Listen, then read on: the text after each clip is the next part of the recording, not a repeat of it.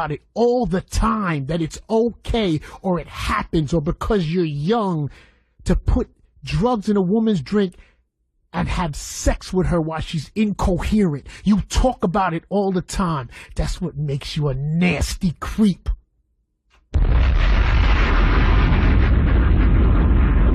Not because of the situation you had, because I'm going to tell you something.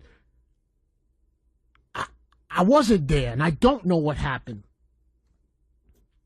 But every chance you get, you know, New York, this guy stood on a podcast, and he talked about spring break and meeting a young lady, putting something in her drink, and then having sex with her when she was incoherent, laughing about it. That's the, you know, bruh, nobody wants you to get fired or to lose your situation. Nobody's like, man, the fact that you try to normalize that that's okay, that that's good, like it's things that men do. That's not what men do. That's what you do. You do it. I'm going to tell you the most terrible thing about you, bruh, because I watch you on that podcast, and you sit next to a guy. That guy you sit next to on your podcast doesn't care about our culture. He doesn't care about your culture, but you sit there and you laugh with him about raping women. You think it's funny. You know what else is funny, my brother? Because I'm staying on my stone today of where I'm at. And I'm going to tell you where I'm at. I am not at what you did 20 years ago. I'm at what you did in the last couple years and how you talk about it and how you say about it. You piece of... You tweeted that R. Kelly, that sex video, was one of the greatest celebrity videos you've ever watched. That video was with a 14-year-old. But you thought it was a great video. You tell on yourself constantly you're a weirdo. I don't care if nobody else checks you. I'ma check you.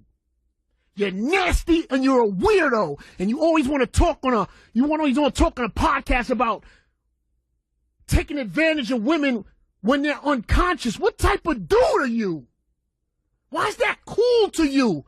Why is that cool as you stand next to that clown, that guy that doesn't care about our culture and continuously talk about raping women? You always use the word rape, how you raped your wife. You love to use that word, bro. You get mad at Kwame Brown for using it. You use it. You use the word. You don't think it's funny, my brother? I don't care about saying your name. Let me tell you something. I don't care about cease and desist. You know why?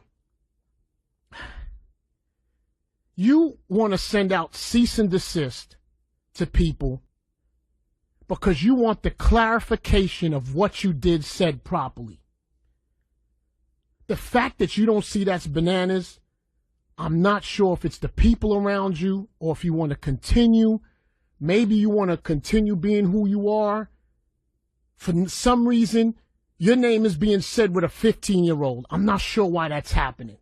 You refer to your dudes.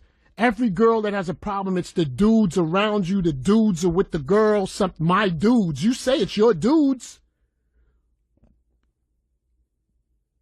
I don't understand that part, bruh. That's the part that people aren't really grasping. That's why people keep hammering you. It's not for what you did 20 years ago. You can be sorry for that. You can, it's the way you're moving forward, bro. Let me tell you something. You said that the R. Kelly video is the greatest video you've ever seen. You tweeted that.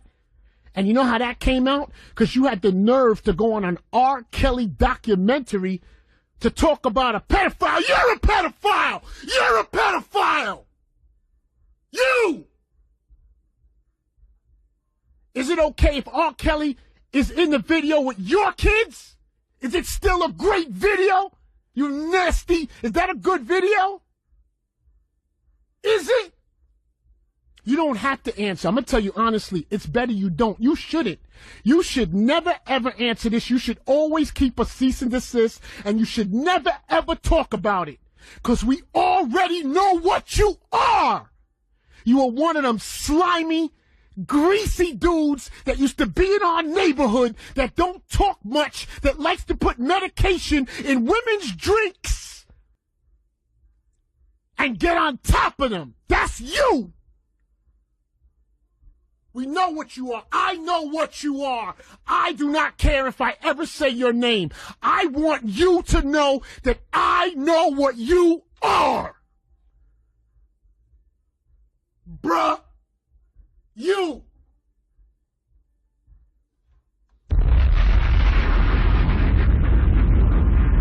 You're nasty and you're disgusting. And you like to joke about, it's the podcasting that takes me to a bad place. It's your joking about it that takes me to that place. And the other places, nobody checks you. Nasty. I'm checking you. Nobody doesn't respect your accomplishments or what you do and what you stand for. You should have your opinion. You worked hard for it. Don't confuse popularity with doing whatever you feel you can do. You hear the emphasis in that mother's voice. You watched it. You know how I know you watch it? You know everything that people are saying because you send out the cease and desist. Cease and desist means you're lying. You do not want people to discuss the subject. And guess what? You're right. Maybe people shouldn't, and they shouldn't hurt your brand. And there's a part of that I see, and I agree with you. What makes you a creep, what makes you a nasty creep is you keep making jokes and how funny it is for a woman to get raped while she has drugs in her and not being able to remember. That's the part, you creep. You nasty creep. That's the part people are saying they can't stand about you. Nasty. I wish that would happen to my daughter. Spit in your face. Going to be a friend to us. He came to us and said, don't worry, nothing's going to happen to her. And I'll make sure that she'll be safe. He eluded us to believe and trust in him. And then he turns around and violates my daughter by raping and drugging her. And then he gets away with it. When I made the decision not for my daughter to testify, I was focused on her well-being, and I wanted the best for her.